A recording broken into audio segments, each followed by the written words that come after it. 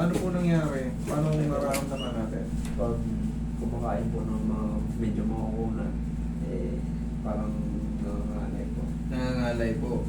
Okay. Kailan po nagsimula? Ano po ito sir? High school pa ako na yun. High school pa pa. Ganito kasi mangyayari dyan, bossing. Ayan, iaalay naman natin yan. Pero, meron kasi ako nakikita yung struktura ng ngipin mo hindi sa tugma. Gama. Ayan o. Tingnan mo, dapat yan, nakakagat mo. Ano nangyayari sa'yo? Nakapaloob yung pang ibabaw. Pero, high school ka pa, ganyan na yung ngipin natin. O na-adjust siya, o nasunto ka ng high school. Hindi. Sige, nga. Sara. Masakit siya. Diyan siya sumasakit. O paano kung i-adjust natin? Wala nang masakit. Pag umumuya po, medyo... Doon nagkakaroon na ano. Doon po... Pabili ka nga ng pabili ka ng bubble gum. Adjust ko. Sige, pabili ka ng bubble gum. I-adjust na. Bubble gum na. Bubble gum. Kahit hindi bubble gum, ang target kasi natin talaga, maramdaman niya na may nabago. Kasi, pag gumanga siya, wala raw masakit. Ngayon, I'm sorry to say sir kasi siyempre, nobody, kumbaga, mayroon tayong pinanganganak na mahaba-baba, malaki pa nga, may babang parang maliit, may ngipin naman na nakaganon, may ngipin na iba-iba ang struktura ng pagkakapanganak natin. Kasi guys, sir, medyo nakaganon, no? Medyo nakalis ng konti. Pero sabi niya, pag gumanga nga, wala namang masakit. Pero, ang nirereklamo niya is pag ngumunguya siya, nangangalay. Ibig sabihin, hindi nakatiming yung jaw niya. Kaya, pag napagod, kakanguya, yung muscle niya nagre-react. So, pag nag-react, yun na yung ngalay at kirot. Pero, nagpabili ako ng bubble gum or ano, pero iaalay natin tapos pamunguyahin kita rito para malaman natin Kung may pagbabago. exactly.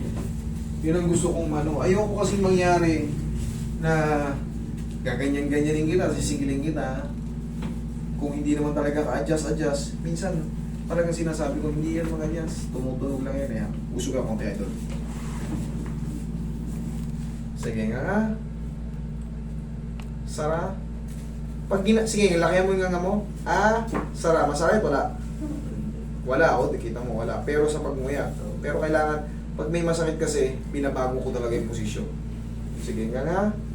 Dahan-dahan, Sara. Yun. Okay, mas smooth lang naman Higa ka, idol. Higa ka. Higa. Sige, okay lang. Sige nga, malaki. Dahan-dahan, Sara. Isa pa. Okay, dahan-dahan, Sara. Sige, upo. Nga. Okay. Nga kung pa ganito. Yan. Sara. Okay, thank you. Ngayon, ngangang diretso. Sara. Okay. Wala siya masakit. Okay. Ngayon, may binago ko siya. Kumain ka ng 3 bubble gum. Sige. Titingnan natin ngayon. Tapos doon mo bugbugin sa sinasabi mong sumasakit. Sige, kain ka ng bubble gum. Yan talaga, kahit magdamag ka mag-bubble gum. Subukan natin. Sige. Mas maganda kasi yung merong malalaman natin yung changes para hindi kayo lugi. Kung walang magbago, wala akong sisigilin sa inyo. Para mas maganda kasi, mas subukan. Hindi yung pagdating nyo sa bahay, doon mo lang subukan, tapos nasigil ko na kayo, ayoko naman ng ganun. Mas gusto ko yung, master, lalong sumakit. Hindi. Observe natin. Kasi, pag may hindi pa na-align na maayos, habang nandito kayo, sabihin nyo na, pipitikin ko na ulit. Para ma-shoot talaga.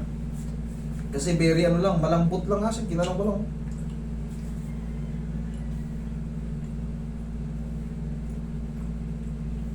Unti-unti na nag-create ng kirot? Wala. So, para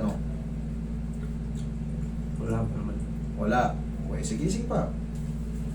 Para, yun nga, hindi dun sa bahay nyo, dun ka nagkain, tapos, Master, nung kumain ako sa bahay, masakit. Hindi kasi natin din sines eh. Dito pa lang, test na natin.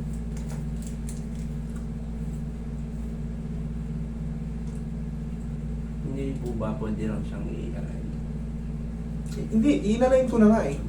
Yun na nga yung inalain natin para malaman natin kung sakto na yung ano. Kasi malambot ko lang siya itulak eh. Sa totoo lang, malambot ko lang siya itulak, ginanon ko lang. Yung pagdiin naman na gano'n, pang bulan lang yun. Pero ang ano talaga dyan, yung pagilid. Kasi kinakapa ko yung dito nyo, alam ko kung saan ko itutulak, kung pag ganito ba o pag ganon. Kasi siyempre, pag kunyari, ang buto nyo ay nakapaganon, idiniin ko pa ng paganon. Kasi nga, hindi ako marunong. Eh pag marunong ako, siyempre, pag ganito. Alam ko yung ano, hindi porkit nakapaganon yung baba nyo, ay kukontrahin ko. Hindi po. Ang basihan dito, kasi meron tayong bone structure na tinatawag na inborn. Merong taong malaki pa nga, may taong mahaba-baba, may taong nakapaganon, may taong yung ngipin nakapaganda, may taong lubugong baba. Ganun po talaga. Pero that is inborn. Ngayon, ang basihan dyan, yung dito, sa dugtungan, hindi ito. Okay? Hindi yung struktura sa baba. Ito ang basihan ng taong marunong. Okay? Ayos naman. Mm. Oh. Ibig sabihin, good yung adjustment. Okay? Thank you.